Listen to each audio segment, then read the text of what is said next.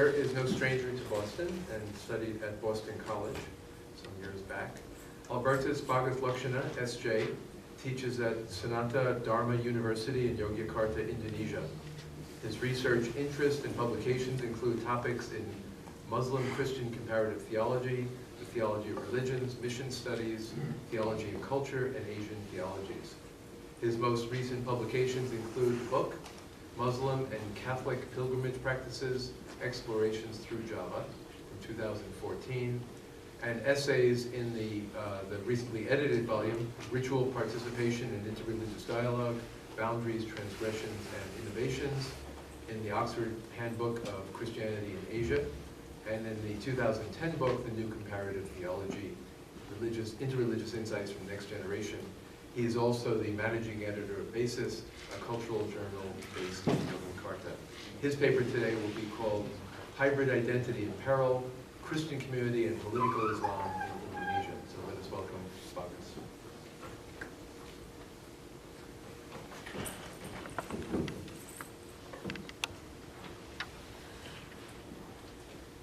Thank you, Frank, and good evening, everyone. And for me, it is good to be here, to be back, to see some familiar faces, old friends, and also Boston as a city that I love. And today, I would present a paper about identity in the Indonesian context. And my paper is divided into two parts, the main parts. The first part is about the identity in crisis, as has been shown in the most recent political upheaval in Indonesia.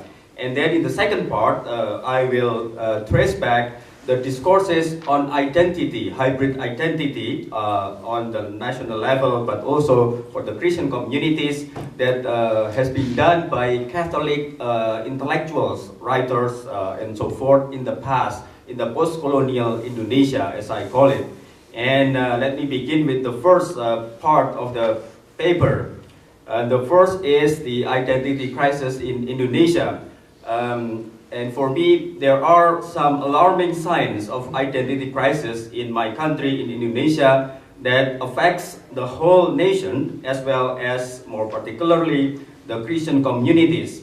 This crisis can be seen in the current political tensions or upheavals surrounding the gubernatorial election of Jakarta, the capital city of Indonesia, in late 2016 and early 2017. Then that deeply concerns the role and the future of Christian communities in the country vis-a-vis the political Islamic movement. Many of you might have been familiar with this case because the story of this political crisis was reported in the Western media, major Western media outlets like the Boston Globe here or the New York Times and the CNN and so forth. But let me reiterate just the gist of that event that becomes the springboard for me to talk about this identity crisis. In the election, a man by the name of Basuki Cahayapurnama, a devout Christian of Chinese descent, was the front runner in that election. But unlike most politicians in the country that are corrupt, Mr. Basuki has been hailed as a professional politician with unblemished records in public service, boosted by a personal integrity that is deeply rooted in his Christian faith. But a few months prior to the election, political machinations of his opponents have succeeded in accusing him of blasphemy against the Quran. These high-level machinations skillfully used some radical Islamic mass organizations for their purpose and have succeeded in galvanizing many ordinary Muslims into taking action in defense for their holy book, as well as against the Christian politicians and other nationalist forces behind him, including the president of the country. As a result, Christian-Muslim relations in Indonesia reached a new level of tensions unseen in the last decade or so since the fall of the Suharto regime or the New Order regime in 1998. And in the aftermath of this upheaval, we saw two broadly understood movements. One is the more political Islam, the Islamist movement that is quite large as well. But the other is the nationalist movement, those people who are relying or rallying for this kind of cause, for national unity, the kind of hybrid identity that I want to talk about in a minute. In my view, these political tensions have also led to a renewed discourse on identity, which in some quarters now comes to be defined as quite narrow, purist, and exclusive, mostly along religious and racial lines. Religions are pitted against each other with no chance of meeting somewhere. Universal religions and local cultures are also placed against each other within a purificationist agenda. The ghost of racial discrimination and violence also has returned to haunt the Chinese Indonesians mostly, who are predominantly Christians. In my view, these current political and societal dynamics reveal the precariousness of a hybrid national identity that has been formulated since the birth of the nation itself and is rooted in the enduring pluralism of Indonesian nationhood. It also highlights the persistent post-colonial condition, namely the struggle to deal with the questions of national identity, race, and religions, more particularly with Christianity's past history and current role. For the Christian communities, these most recent political crises have called into questions their way of understanding their role and place in the nation. For these crises have shown the slippery slope of Christians' active participation in the public life of the nation. It seems that there is no space for them to play in the public life of the nation. In this paper, I want to place this discourse on identity within a historical framework. Post-colonial Indonesian Catholic intelligentsia and writers have always proposed a hybrid identity for the whole nation, that is, a national unity built by layers of difference, be it racial, religious, and ethnic identities, and marked by aspiration to modernity and rootedness in the local traditions. This is what I call hybrid identity. They problematize the ambiguities, tensions, and agonies of this hybrid identity though. But the questions of political Islam remains largely unresolved in their writings, not even addressed sometimes directly, revealing one of the most thorny questions faced by post-colonial Indonesian Christians, including the Catholics. Christian communities in Indonesia continue to be haunted by fear of political and radical Islam. So my question is, will the espousal of this hybrid identity survive the current storm? And I come to the second part of my paper this evening, which is how Catholic writers envision hybrid identity for the nation, but also for their Christian communities. And I focus my analysis on three figures. Those are writers, public intellectuals in Indonesia. All of them are Catholic. Two are priests, and another is a lay woman. The first two priests are Mangun Wijaya and Sindunata. The first is diocesan priest. The second is a Jesuit priest. I live with him now, so he's my neighbor. And the third is Ayu Utami. She is a quite famous writer, the same age as I am, I think. And she is interesting because she is a lay woman, and then for some time she has been distancing herself from the Catholic identity, but now she is coming back to that kind of framework of Catholic identity to address some of the questions that are there on the national level. So these are the works that I'm dealing with for my analysis. And the first, Mangun Wijaya, the most senior one, in his writings, ambiguity and hybrid cultural formations are very central. Mangun Wijaya's attacks on the notion of racial and cultural purity were at times ferocious. He was deeply aware of the ambiguity of colonial legacy and was adamant that narrow nationalism should be rejected. Mangun Wijaya celebrates cultural hybridity and rejects the ideology of pure identity. including ethnic nationalism that was at time very strong in Indonesia as well. He insists that every culture is rather fluid and hybrid, and ambiguity is embedded in every culture. Due to its archipelagic location, Indonesian culture in particular is deeply mixed, changing all the time, being open and adaptive to foreign influences throughout history. Nationalism should be paired with universalism and has to morph into a more cosmopolitan identity that is rooted, though, in local identity as well. The second writer, Father Sindunata, the themes of identity, nationalism, and religion come into play in many of his works. In fact, he is a Chinese. Being a Chinese Catholic, he has a deeply personal questions with regard to identity and the nation. For a long time, he was silent, though, about his own Chinese identity due to the social and cultural pressure. Being a Chinese poses a host of discriminatory treatments in Indonesian society. However, at some point during his studies in Germany, he was made aware of the need to embrace his own identity. Later in life, he becomes deeply concerned with the precariousness of being Chinese in Indonesia.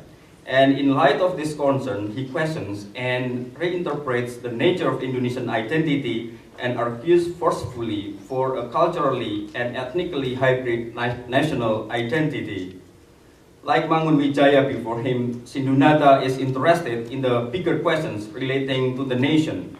The themes of hybridity and ambiguities feature prominently in his works. In a way, he celebrates hybridity, but he also problematizes the painful aspect of being hybrid from a very personal standpoint, being a Chinese Catholic in Indonesia. In his view, the nation has failed to nurture this hybridity on a deeper level. For one thing, the Chinese are still considered a menacing other in Indonesia. So as it moves forward, the nation is challenged toward a deeper and more spiritual understanding of its identity. Sindunata's major contention is that Indonesian identity is always more complex and hybrid, and Chineseness has always been present. His discourse touches on the questions of finding a true homeland, both metaphorical and real, using the plight of the Chinese diasporic community as a springboard.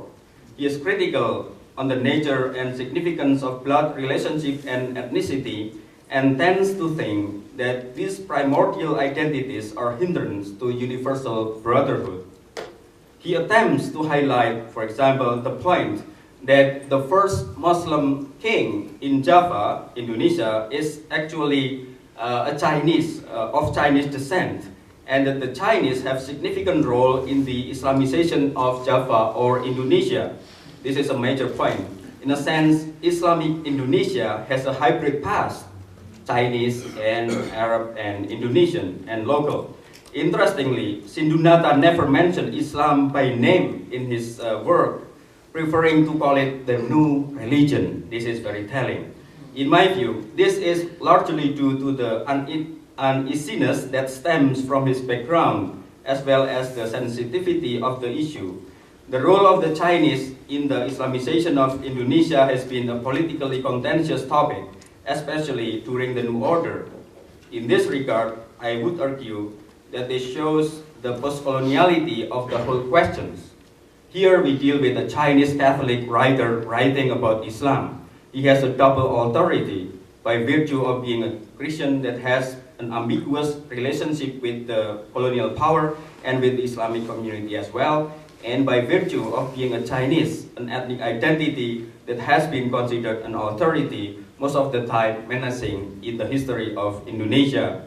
And now I come to the third writer, the youngest one. Both of them, Sindunata and Ayutami, are still alive. The first one has been dead for a while. He's in heaven. Ayutami is the youngest for 3 years of the three, and a laywoman who has undergone a very peculiar and rocky relationship with Catholicism. For many years, since her early adulthood, she distanced herself from her Catholic upbringing and moral religious framework, although never parted with the biblical world of stories and metaphors and figures. But lately, she came to embrace more openly her Catholic identity. She was a journalist during the final years of the New Order regime, and she was very active there with the Alliance of Independent Journalists during that tumultuous years of the New Order. And she wrote some works, political and cultural works that are very critical of the regime. And she is understanding her works partly or largely as a revision of the Indonesian historiography. For example, including the massacre of 500,000 people in the 60s, in the aftermath of the failed coup d'etat, supposedly done by the Indonesian Communist Party. So she has been trying to envision a new Indonesian historiography there in the post-colonial Indonesian era. And like Mangun Wijaya and Sindunata before her, she understands her work partly as a revision of that kind of historical narratives. And part of Ayu Utami's engagement with the contemporary Indonesian nation state is her involvement with a group of young Muslim intellectuals who founded the Liberal Islam Network. This is interesting because for some time she joined that kind of club with liberal Muslim intellectuals trying to address the national issues from that type of engagement. But later she said that it is not the right place for her to address the national issues because of her identity. She's a Catholic and this is a Muslim club, although it's called liberal. But it shows the kind of complexity of playing a public role in Indonesian for intellectuals who are non-Muslims. We have to find a niche, a place, the right place to address the questions of the nations. So her case is, I think, very telling in this case. So then I might want to conclude because my time is running out. 2 minutes. 2 minutes, right? As I have shown to you just a little bit, in the works of those three writers, we see how hybrid identity has been proposed for the whole nation, but also for the Christian communities. But the problem lies in their inability to address the questions of political Islam directly and more creatively. Those writers are trying to do something about it. Sindunata tries to say that Islam in Indonesia is hybrid. There is this otherness there. Chinese identity has been there. But for some reason, he is also uneasy about saying that very clearly. He refrains himself from saying or from mentioning Islam by name there. Ayu Trami tries also to do something about it, trying to be part of the Islamic movement there, but she was disillusioned afterwards because the space for her was perhaps too strict or too narrow. So I think moving forward, we have, in light of also in the latest political crisis, the Christian community should remind herself that Indonesia will be more and more Islamic and political Islam will have more space to play in public life of the nation. And the capability to critically engage the political Islam without too much fear will be crucial in the present and also in the future, just as in the past, where its critical engagement with the various power distortions of the post-colonial state has sustained the Christian Catholic identity in the nation. Thank you so much.